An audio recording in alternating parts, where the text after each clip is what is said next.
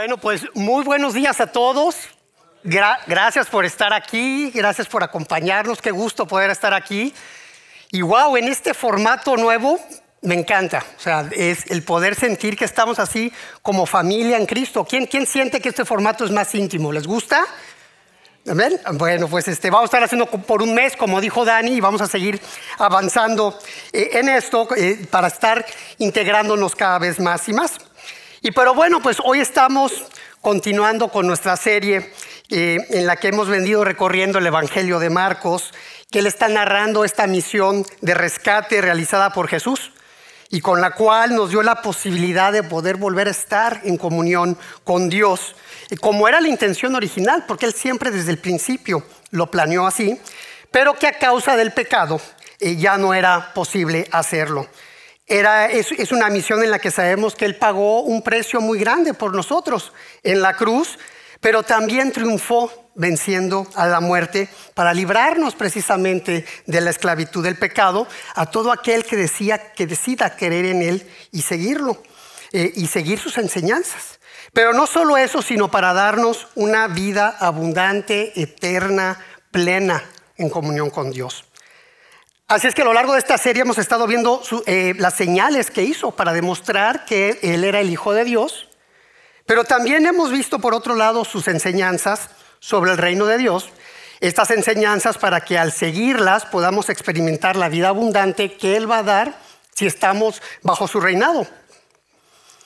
Pero pensando en estas enseñanzas, te pregunto, ¿estás convencida o convencido o tienes la certeza que él te ama, que está activamente a tu favor? ¿Tienes esa certeza? ¿Tienes la certeza que Jesús siempre está buscando lo mejor para ti? ¿La tienes? ¿Sí?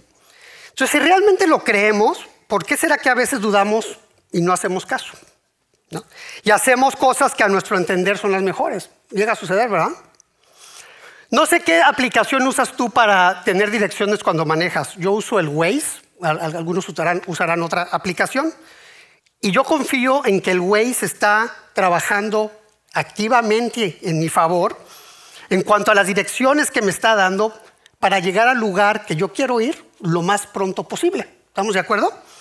Pero como siempre yo ando pensando en buscar optimizar cosas y encontrar mejores soluciones, me ha pasado que en ocasiones voy manejando con mis hijos, con Rodrigo, Santiago o con Ana. Ellos traen el Waze y vamos a suponer que me dice salte en esta salida y yo digo no, yo conozco una ruta mejor y más corta, me voy a seguir. ¿No les ha pasado? Mala decisión. Es más tardado, ¿no? Y entonces lo que ha pasado es que con el tiempo he aprendido que aunque no esté muy de acuerdo con lo que Waze está diciendo, ¿no?, la ruta que está calculando, lo más seguro es que le está calculando porque está a mi favor. Y tengo que entender que el algoritmo que él tiene, el programa que tiene, es capaz de detectar situaciones que yo no puedo alcanzar a ver. Pero que esa ruta que me está dando es la mejor a pesar de que parezca más larga. ¿No les parece?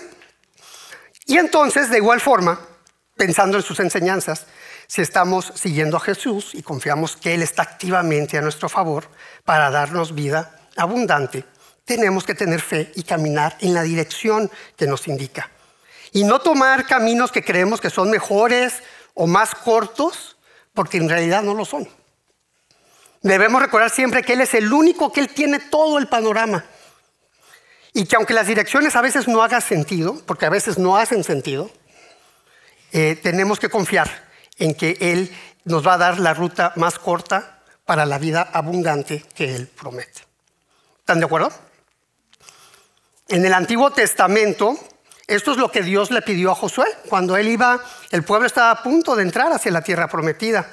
Y está en el Antiguo Testamento, en el libro de Josué, y en resumen, le pidió 3 cosas antes de salir. Les dijo, sé fuerte y valiente, conoce mi palabra, haz todo lo que está escrito, y prosperarás y tendrás éxito. Y es algo que siempre tenemos que recordar. Sé fuerte y valiente, porque se requiere, conoce mi palabra, haz todo lo que está escrito y prosperarás y tendrás éxito. Y quise que recordáramos esto porque hoy Jesús va a darnos una enseñanza y probablemente nos pedirá dar pasos que nos van a retar a confiar en él y seguirlo. Hoy vamos a leer en Marcos, capítulo 10, del versículo 1 al 12. Y como contexto, ya su ministerio terminó en la región norte de Galilea y ahora va a dirigirse hacia el sur en dirección de Jerusalén, donde planea culminar con su misión. Y vamos a ver que va a bajar con sus discípulos a la región de Judea, se van a ir al este, a atravesar el río Jordán para llegar a la región de Perea y a anunciar el nuevo reino y dar las enseñanzas sobre este nuevo reino. Es lo que vamos a ver hoy. Entonces te invito a que te pongas de pie en reverencia a la palabra, confiando en lo que vamos a leer. Él nos lo ha escrito para que podamos prosperar y tener éxito. Palabra de Dios. Jesús partió de aquel lugar y se fue a la región de Judea, al otro lado del Jordán. Otra vez se le reunieron las multitudes y, como era su costumbre, les enseñaba. En eso, unos fariseos se le acercaron y, para ponerlo a prueba, le preguntaron: ¿está permitido que un hombre se divorcie de su esposa? ¿Qué les mandó Moisés?, replicó Jesús. Moisés permitió que un hombre le escribiera un certificado de divorcio y la despidiera, contestaron ellos. Esa ley la escribió Moisés para ustedes por lo obstinados que son, aclaró Jesús. Pero al principio de la creación, Dios los hizo hombre y mujer. Por eso dejará el hombre a su padre y a su madre y se unirá a su esposa y los dos llegarán a ser un solo cuerpo. Así que ya no hay dos, sino uno solo. Por lo tanto, lo que Dios ha unido, que no lo separe el hombre. Vueltos a casa, los discípulos le preguntaron a Jesús sobre este asunto. El que se divorcia de su esposa y se casa con otra, comete adulterio contra la primera, respondió. Y si la mujer se divorcia de su esposo y se casa con otro, comete adulterio. Palabra de Dios, podemos sentarnos. Este tema no es un tema fácil, es un tema bien difícil, y más porque aquí hay gente que lo ha vivido, está en proceso de hacerlo, o inclusive está tomando esta decisión si hacerlo o no. Y es bien difícil, es muy doloroso, es una experiencia terrible que deja heridas bien profundas en la pareja, en los hijos, en los seres queridos. Y no solo eso, también impacta a toda la sociedad. Pero antes que nada quiero que sepas que el amor, la misericordia, la gracia, el poder de Dios está disponible para todos a través de Jesús. Y te invito a que seas fuerte y valiente y confíes que Él está activamente a tu favor. Y que podamos analizar esta escritura entonces con esa confianza. ¿Ok?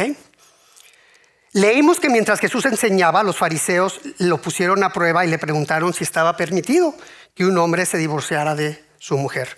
Esta era una pregunta peligrosa en aquel entonces, en esa región, porque estaba siendo gobernada por Herodes de Antipas, que se había casado con la esposa de su hermano, que aún vivía, y quien, como vimos en Marcos 6, en mensajes anteriores, encarceló y ejecutó a Juan el Bautista por haber denunciado el pecado que estaba cometiendo. Y muy probablemente los fariseos lo que estaban buscando era comprometer a Jesús con la respuesta que fuera a dar en ese entonces. Pero Jesús se la regresa y él a su vez les pregunta: ¿qué dijo Moisés? Hoy Jesús diría: ¿qué dice la Biblia? Es lo que estaría diciendo, ya que él está haciendo referencia a los primeros 5 libros de la ley escritos por Moisés. Y yo creo que este es un buen recordatorio en cuanto a lo que tenemos que hacer para saber si algo le agrada a Dios o no. Hoy más que nunca nos llega tanta información por todos lados, con voces, entre comillas, expertas, que nos están diciendo que tenemos que hacer cierta cosa. Y lo que tenemos que hacer es detenernos y preguntarnos: ok, lo escucho, pero ¿qué dice la palabra de Dios al respecto? Porque la palabra es la revelación de Dios. Es Dios hablando a través de ella. Y por lo tanto esa palabra es nuestra autoridad. Así que Jesús les pregunta precisamente: ¿qué dice su Biblia? Y los fariseos le contestaron, refiriéndose al libro de Deuteronomio, que Dios efectivamente les permitió que un hombre pudiera escribir certificado de divorcio a su esposa y despedirla. Y Jesús les dijo: es correcto lo que dicen, pero les aclara que esto es algo que Dios les permitió a ellos por obstinados. Se los permitió por la dureza de su corazón, pero que eso no encaja en el diseño, en el plan original que tenía Dios. Y para que vean a qué se refiere con esto, los lleva todavía hasta el origen, al plan original. En el libro de Génesis los lleva a los primeros 6 días de la creación, donde Dios ahí revela que al crear a la humanidad en la creación, en el principio, Él los hizo hombre y mujer. Y también, ¿qué dice ahí? Por eso dejará el hombre a su padre y a su madre y se unirá a su esposa y los dos llegarán a ser un solo cuerpo. Y para dejárselos aún todavía más claro, concluye diciendo que cuando esto sucede, ya no son 2, sino uno solo. Y por lo tanto, lo que Dios ha unido, que no lo separe el hombre. Entonces, la primera enseñanza que podemos ver al leer esto es que el matrimonio fue ideado, diseñado y creado totalmente por Dios y no por el hombre. A diferencia de lo que la sociedad cree, no fue el gobierno el que creó el matrimonio, no fue la sociedad quien creó el matrimonio. Es más, no fue la iglesia quien creó el matrimonio. Fue creado por Dios en el 6º día de la creación. Mucho más tiempo atrás de lo que inclusive el pueblo judío existiera. Y Génesis dice que Dios creó al hombre a su imagen y semejanza para reflejarla. Y luego vio que estaba solo y que no era bueno que estuviera solo, y entonces de una costilla de él, de su costado, crea a la mujer para ser esta ayuda y esta compañera ideal. O sea, crea a 2 personas con el mismo valor, con la misma dignidad para caminar juntas.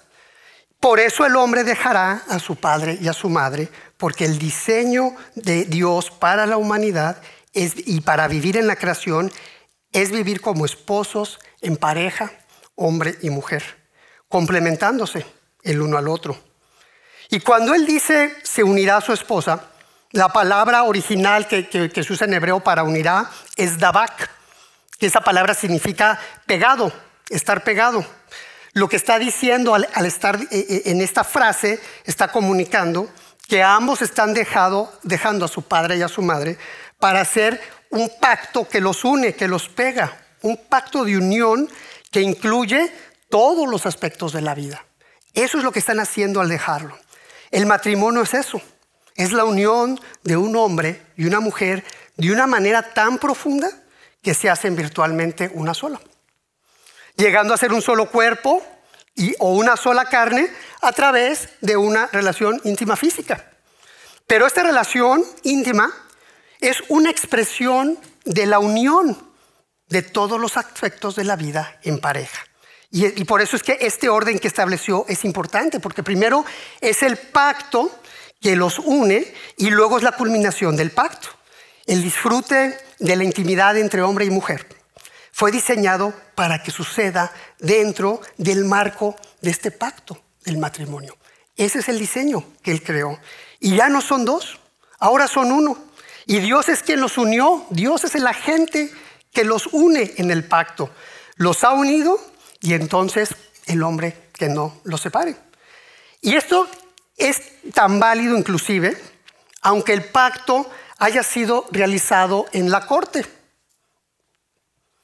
Porque es un pacto, se firma, es un acuerdo de caminar juntos y culmina con la relación íntima. Y entonces ahora los 2 están unidos en un cuerpo emocional y espiritualmente, porque quien está creando esa unión realmente bajo ese pacto es Dios. Ahora, por supuesto que como seguidores de Cristo no solamente nos casamos en la corte, sino que nos casamos en una ceremonia donde el cuerpo está presente para que sea testigo y usando a Dios como testigo nos hacemos promesas para cumplirlas, pidiéndole que sea Él quien nos dé la fortaleza, pidiéndole Él que sea el fundamento de nuestro matrimonio y de tal manera que Él sea el centro de mi relación y que seamos bendecidos a través de ella.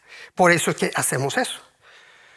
Pero como pueden ver, estar bajo la soberanía de Dios es crucial, porque ese es el diseño para que podamos avanzar como pareja, con Él involucrado, dirigiéndonos, dándonos el poder para realizar el plan perfecto que tiene para la pareja, que de hecho en sus orígenes, otra vez en Génesis, para cumplir con este mandato, Dios también les dijo, después de bendecirlo, tengan muchos hijos, llenen al mundo y gobiérnenlo. O sea, somos una creación para ir en pareja, para estar gobernando el mundo en pareja, en compañía de Él, soportados con Él.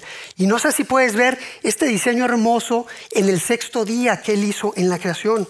Hombre y mujer, creados a la imagen de Dios, unidos por el pacto del matrimonio, siendo uno, en comunión con Dios, amándose, reflejando al mundo la imagen de Dios, porque estamos hechos a su imagen, y a través de la relación matrimonial reflejamos también la perfecta relación indivisible de Dios Padre, Dios Hijo y Dios Espíritu Santo.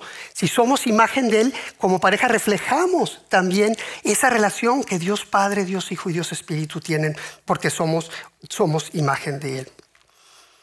Es hermoso. En el sexto día de la creación, al concluirla, lo que dijo que era muy buena. Y esta es la verdad que todos solteros, casados, divorciados, viudos tenemos que creer cuando pensamos en el matrimonio.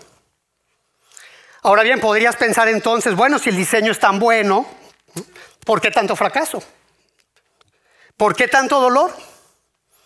¿Por qué miedo inclusive de querer entrarle a este pacto? O sea, si es que es tan bueno. Y la respuesta es el pecado. Adán y Eva pecaron y el pecado entró al mundo y entró a nuestra naturaleza humana, y ahora todos nacemos con esta naturaleza caída que nos lleva a pecar. ¿Alguien aquí ha sentido egoísmo? ¿Sí? Los demás están mintiendo. ¿Envidia? ¿Celos? ¿Deseos descontrolados por algo o hacia alguien? ¿Alguien ha mentido? Todos. Sí. ¿No? Nuestra naturaleza caída nos lleva a que no podamos cumplir con el propósito que Dios tiene para el matrimonio. Y esta es la segunda enseñanza, que el diseño del matrimonio es muy, muy bueno, sin defectos. La enseñanza es que los defectuosos somos nosotros. Es la realidad. Tan defectuosos y tan necios, que es por eso que Dios en la ley de Moisés, en su paciencia, en su misericordia, no le estipuló a los judíos que el divorcio fuera bueno o malo, no se los estipuló, sino que decidió tolerarlo bajo ciertas circunstancias, dando esta posibilidad del certificado del divorcio.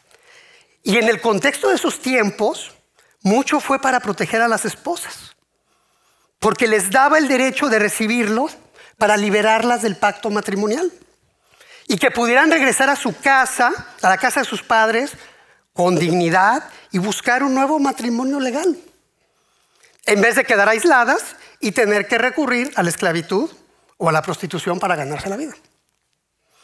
Claro, a causa del duro corazón de los judíos, llevaron esta interpretación desde este permiso al extremo de incluso extender certificados de divorcio a las esposas porque la comida estaba quemada.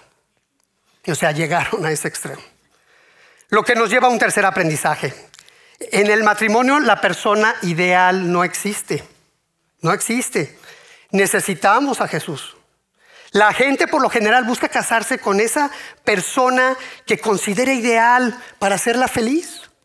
Y ponen toda su fe en esa persona, pensando que esa persona los va a hacer feliz. ¿Y qué creen? Va a ser muy difícil porque están buscando felicidad en una vasija quebrantada, con una naturaleza caída. Y entonces esa receta es una receta para no tener éxito.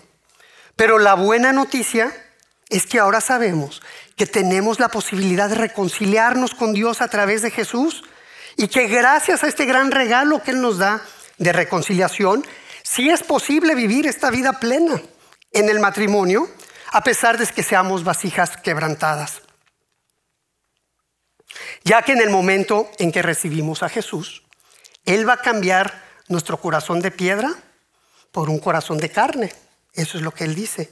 Y va a enviar al Espíritu Santo a nuestra vida, a que vive en nosotros para ser transformados de adentro hacia afuera.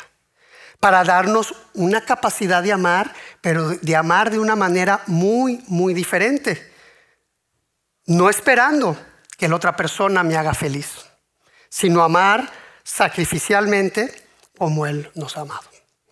Y poder así permanecer con ese tipo de amor y mantener nuestras promesas, expresando las características, expresando este amor, viviendo este amor, que Pablo en su primera carta a los Corintios, en el capítulo 13, habla de este amor. Este amor sacrificial que Jesús, que el Espíritu Santo nos va a dar, es un amor paciente, es un amor bondadoso, es un amor que no es envidioso, ni presumido, tampoco es orgulloso ese amor en esta relación. No se comporta con rudeza, no es egoísmo, no se enoja fácilmente, no guarda rencor. Dice Pablo que no se deleita en la maldad, sino que se regocija en la verdad. Un amor que nos va a dar que todo lo disculpa, todo lo cree, todo lo espera y todo lo soporta. Este es el amor sacrificial. Y si Jesús está en el centro de tu matrimonio, en tu vida, esposo y esposa serán transformados poco a poco con el poder del Espíritu Santo para poder expresar este tipo de amor. Así es que si estás casado o planeas casarte algún día, pon a Jesús en el centro de tu relación, ¿sí? De hecho, Pablo en su carta a los Efesios, en el capítulo 5, nos va a revelar ahí el significado último y más profundo del matrimonio. Y tenemos el tiempo limitado, pero te invito a leer ese capítulo, el capítulo 5 de Efesios, y si quieres después lo podemos comentar ya en un cafecito. Pero dice que el matrimonio es la representación del amor que guarda el pacto entre Cristo y su iglesia. O sea, Cristo es el novio, la novia es la iglesia, unidos por el pacto que hicimos. Y el matrimonio va a representar ese amor que nos une con Él como iglesia. Y entonces, si vivimos esta verdad y la mostramos en nuestro matrimonio, estamos reflejando el significado más profundo de realmente lo que es estar casado. De tal manera que uno diría, bueno, si Cristo alguna vez abandonara y descartara a su iglesia, entonces tal vez un hombre podría divorciarse de su esposa. O si alguna vez la iglesia dejara de ser la novia de Cristo, entonces la esposa puede legítimamente divorciarse de su esposo. Pero así es que el matrimonio tiene la intención de reflejar este tipo de amor que Jesús nos da. Lo que Dios ha unido, que solo Dios lo puede separar. Y la promesa de Cristo es mantener el pacto con su novia, con su iglesia, mantenerlo hasta que Él regrese. Ese pacto es eterno. Y no sé si lo puedas ver. Y entonces a lo mejor estás viendo, y al profundizar en el diseño de lo que es el matrimonio, puede ser que hay algo que veas que te está indicando que tienes que corregir rumbo, algún rumbo que hayas tomado. Y regresando a la ilustración de Waze, estas son las indicaciones que nos está dando. Créele, confía, no definas tu propia ruta. Sé fuerte y valiente. Sigue la ruta que Él nos marca. Él nos ama, desea lo mejor para nosotros, aunque la sociedad o la situación muy particular que estemos viviendo diga lo contrario. El divorcio es una ruta que traiciona esta verdad del matrimonio que debe mostrar acerca de Cristo. Jesús nunca le haría eso a su novia, a la iglesia. Nunca se lo haría. Él nunca la abandonará, nunca la descuidará, nunca abusará de ella. Él siempre la amará, siempre regresará a Él, la regresará a Él cuando ella se desvíe. Él siempre es paciente con ella, Él siempre la cuida, provee, la protege, se deleita en ella.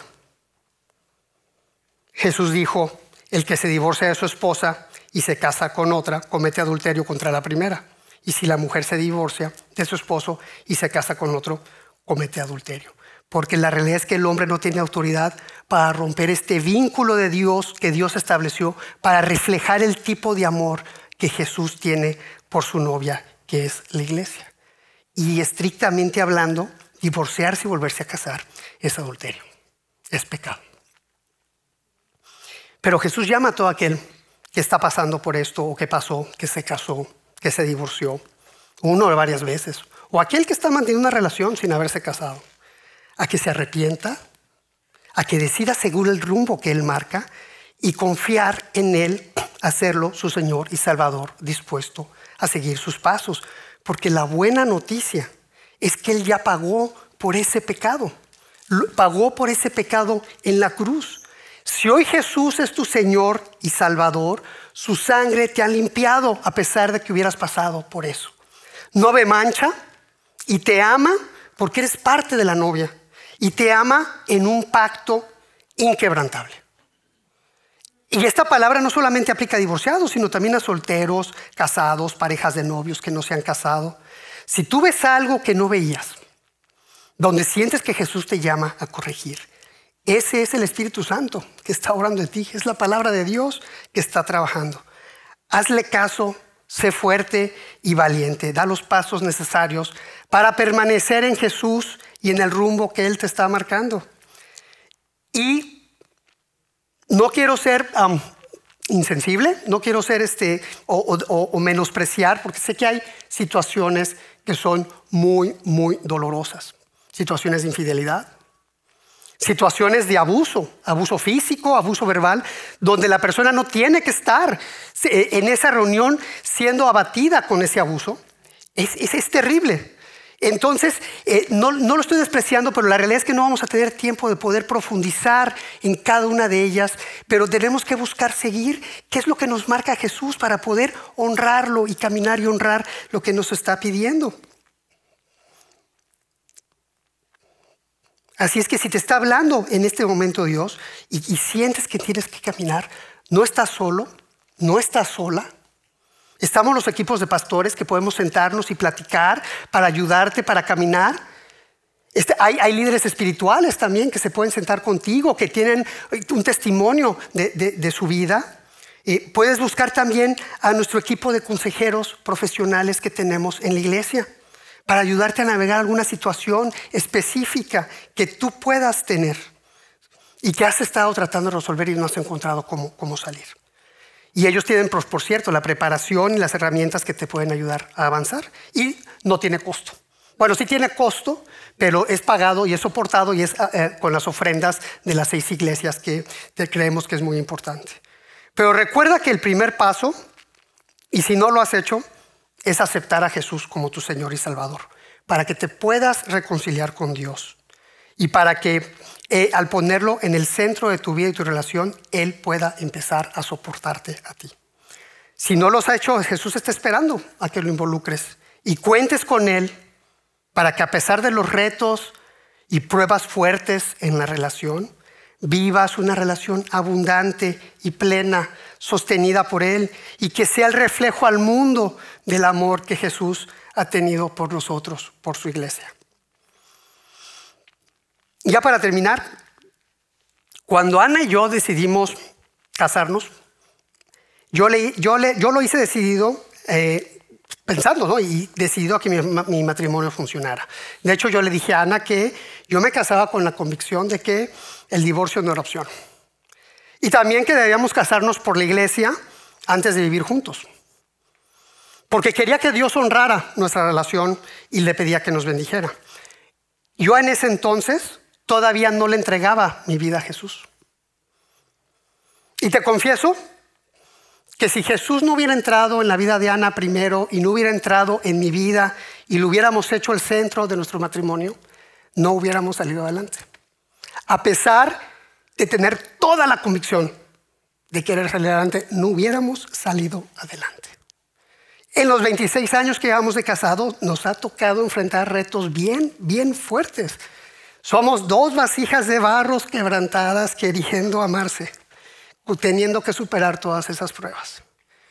Pero hemos tenido que ser intencionales, fuertes, trabajar fuertes, pero contar con la gracia de Dios que nos sostenga, a Jesús que nos sostiene y que nos ha sostenido y que nos ha sacado adelante.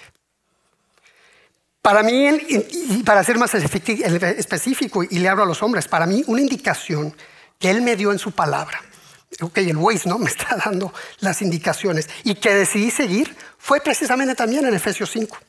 Hombres, amen a su esposa como Jesús amó a su iglesia. ¿Cómo la amó? Estuvo dispuesto a morir por ella, con el fin de vivir en comunión con ella. Por eso estuvo dispuesto a morir, porque sabía que iba a lograr vivir en comunión. Así que con esto en mente y pensando en 1 Corintios, eso es lo que hago. O sea, camino con Él y le pido que me ayude a ser paciente, que me ayude a ser bondadoso, que no sea envidioso, que no sea presumido ni orgulloso, que no me comporte con rudeza ni sea egoísta, que no me enoje fácilmente, a no guardar rencor, a no deleitarme en la maldad, sino regocijarme en la verdad. Le pido que me ayude a disculparlo todo, a creerlo todo, a esperarlo todo y soportarlo todo. Eso es lo que le pido. Con el poder del Espíritu Santo, dándome ese poder de hacerlo. Y me falta muchísimo, mucho, ¿no? Pero la verdad es que constantemente le estoy pidiendo que me transforme en cada situación donde tengo que mostrar este tipo de amor. ¿Y qué creen? Nuestro amor, después de 25 años, es más fuerte que nunca, inclusive que cuando nos casamos, es real. Y entonces, por favor, con la autoridad de la palabra, y a título personal yo te digo, sé fuerte, sé valiente, pon a Jesús como el sustentador de la relación que vayas a tener si eres soltero o que tienes, y pídele que los guíen para que prosperes y tengas éxito en una vida en pareja plena y abundante, para reflejar el tipo de amor que Jesús ha tenido por nosotros y que la gente pueda decir, necesito lo que ellos tienen. Y eso que ellos tienen es a Jesús como su Señor y Salvador.